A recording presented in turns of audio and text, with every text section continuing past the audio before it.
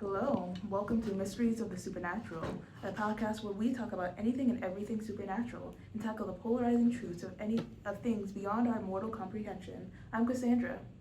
I'm Kaylee. And I'm James. And our first question is, what is your ideal superpower and why? James, you start. Alrighty, that's a tough one because there are a lot of good ones out there. But I think for me, if I had to pick my favorite superpower, it would probably be super speed.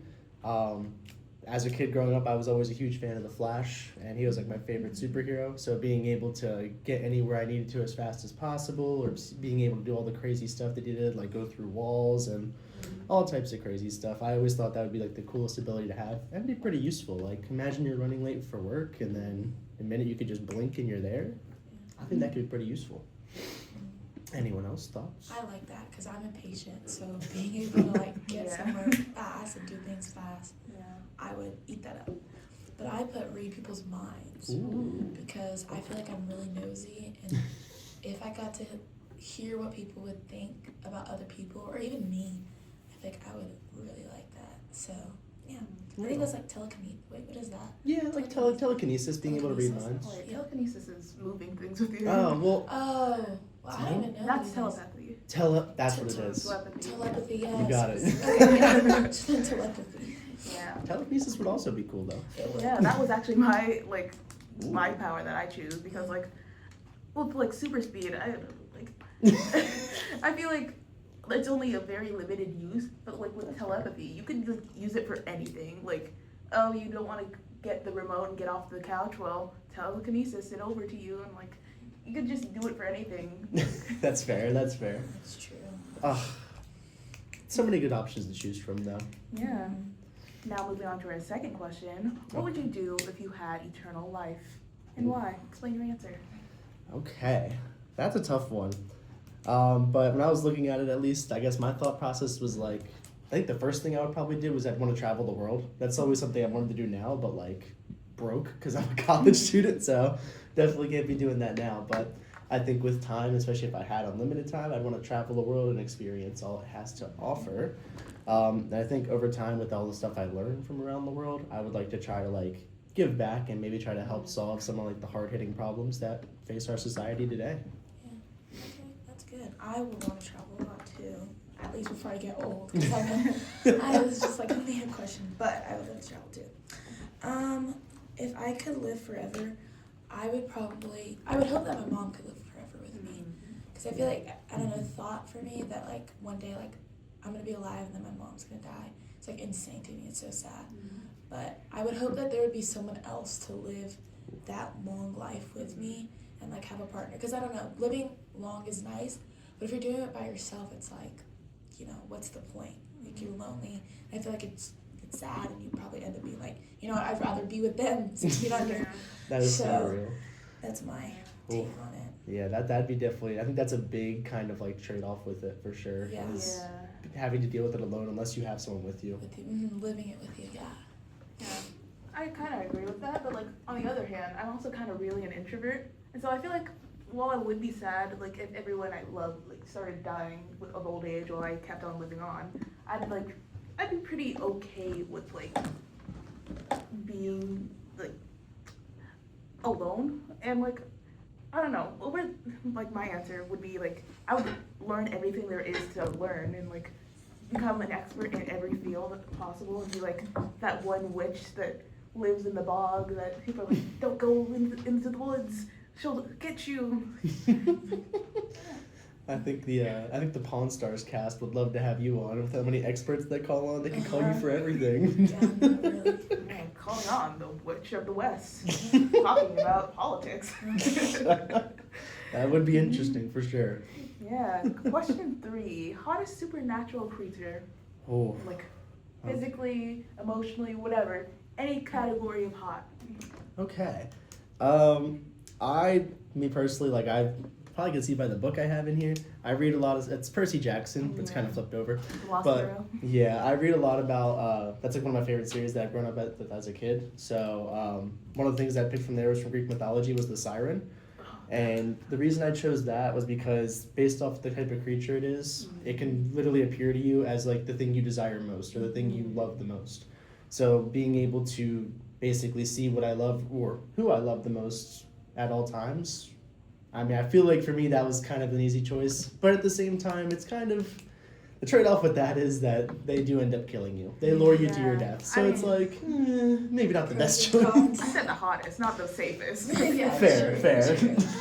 That's good. What were your thoughts? I was gonna say vampires, That was my second only choice. because of Vampire Diaries, and if we're talking about like the cast, like I would obviously choose them. Very, very fair. Yeah, that's my choice. Yeah, I also chose like sirens with like vampires as my second choice because like sirens, like even if you don't like I'm asexual, like aromantic. Mhm. I don't do romance, but I would still get got by a siren because like they transform into anything possibly that you would like. And like, hey, if you come at me with banana pudding, that I'm jumping overboard. What can I say? It's almost unfair. Yeah. Okay. Question 4. Do you think you could stay the night at one of the most haunted places? What's your survival plan? Ooh, that's tough. So like, I don't know about y'all. I'm a huge horror fan, so I loved growing up watching paranormal stuff like The Conjuring, Paranormal Activity. Like, sign me up. I love watching those. However, experiencing it is another thing. But I think if I had the opportunity, like, I would definitely do it. I probably am crazy for that, but I would definitely do it just because being able to actually like firsthand get to possibly experience something crazy or paranormal that I couldn't explain, while it would terrify me in the moment, I think the adrenaline mixed with the fact that I got to experience it like alone would just make it worth it for me. I kind of disagree. That's I would say fair. absolutely not. Like, there's no way. Like, you couldn't pay me money. Like, there's no number. There's no amount of money that I would ever like. Even like Netherworlds. Like, I could never go there. Ooh. So like, no. Now I wish I could. Like, I see people have so much fun at them, but like, I genuinely would be terrified. Like, terrified. That's But very fair. I think it's so cool that people can do it. Again, I couldn't. But I love how people have those experiences. Like, it's so much fun. I'm like, I'm so glad for you. Yeah. I could not do that. So, Real. that's mine. I'm like half with James, half with you. Like, on one hand, I really love horror and like anything scary. But on the other hand, I wouldn't want to like be in a horror movie. I would die. I would be the first one out. And like, I personally don't really believe in like the supernatural, even though we're on the podcast of the supernatural. Like, I'm like, if ghosts were real, there would be an everyday Joe. And everyday Joes don't just go around like killing people. Like sure, if it was the ghost of Jeffrey Dahmer, I'd be screwed. I think we're cooked. So That's fair. I definitely feel like, especially like watching them on YouTube, I feel like it's so much easier to watch from the safety of your Yes. home than going Laughing there. at them. I saw this one guy go, and I was like dying of laughter. But then I knew if I was in there, I would be crying. So like, yeah. I was like, you know what? Let me stop watching because like, I would be so upset if someone was recording me. Like, oh, that'd be insane. That would be insane for sure. Okay, question 5. What supernatural creature is the most misunderstood or has the saddest life? Ooh. Okay. I guess I'll start off again. Kind of sticking with that Greek mythology theme. I ended up picking Medusa for this, and reading into her backstory, she literally was raped, mistreated, and because she made a god jealous, got her hair turned into snakes, and ended up getting cursed with anyone who looked her in the eyes being turned to stone.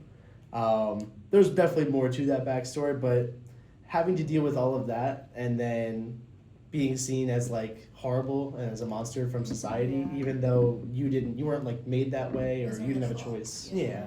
So I feel like it's very difficult to be her and have to deal with all of that for sure. Yeah. Oh, that's sad. I never knew like the backstory on Medusa. I always just thought she was like, the evil person. Oh man, that's sad. It is. Yeah, I went with vampires again, but because for them, it's because of how long they live. Like, I don't know if you watch Vampire Diaries, but you see, like, they live through so many things. They go through so many romantic relationships because, like, and then they have to move a lot because, like, they'll never be able to live the same time as a normal person, and so, unless they, like, transform them or whatever, whatnot. But I'm like, I feel like that's so depressing and sad. Like, the only way that someone can be with you forever like you is turning them into a vampire, which you know you don't like. So you know that another person wouldn't like. So I think it's really sad for them. I feel like they're lonely a lot. I could definitely, I agree with that. Like Yeah. that would be rough. That would be hard. Yeah, hard life. I don't know if I could do that. I don't think I could. I agree, but like also vampires, like a lot of them choose that life. So like, why I chose mine as like werewolves because a lot of werewolves do not choose that life at all, and like they just suddenly get attacked one night and their entire world changes, and like they can't function for like a day of the month, monthly, killing people that they don't want to kill, like being a monster and being unable to like change that fact, and like a lot of hate being sent towards them and stuff like that. It's like, it's just like sad, you know, to always be ostracized for something that's not in your control.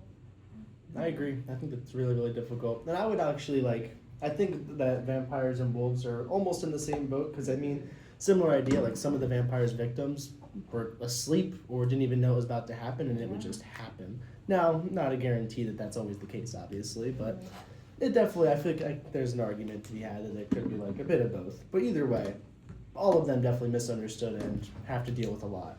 Yeah. Okay. What was question 6 again? Question 6. I don't even know if we're supposed to have 6 questions. I don't think truthfully. we I don't were. think we are. So we'll just leave it off at that. Well, we appreciate you guys tuning in and listening to us ramble about our thoughts and opinions.